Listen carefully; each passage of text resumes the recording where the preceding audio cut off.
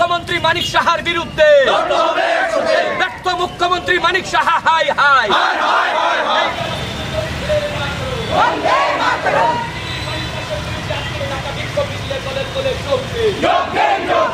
রাজ্য জুড়ে বিজেপির সন্ত্রাসের বিরুদ্ধে প্রতিবাদ জানাতে মুখ্যমন্ত্রী মানিক সাহা গদি ছাড়ো। দিকে দিকে কংগ্রেস কর্মীদের উপর আক্রমণ কার সাথে? স্বরাষ্ট্রমন্ত্রী মানিক সাহা জবাব চাই, জবাব দাও। এই জবাব তোমায় দিতেই হবে, এই জবাব তোমায় দিতেই হবে। স্বরাষ্ট্রমন্ত্রী মানিক সাহা গদি ছাড়ো। পঞ্চায়েত নির্বাচন ঘোষণা করা হয়েছে।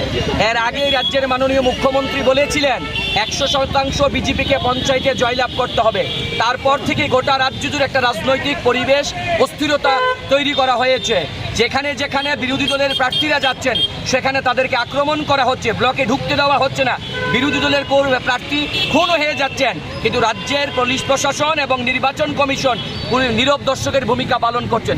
আজকে যখন আমাদের বিধায়ক উদয়পুর চাপানিয়াতে ব্লকে যান, সেখানে নমিনেশন সাবমিট করতে ওনার উপর আক্রমণ, কংগ্রেস দলের কর্মীদের উপর আক্রমণ, প্রার্থীদের মাথা ফাটিয়ে দেওয়া হয়েছে।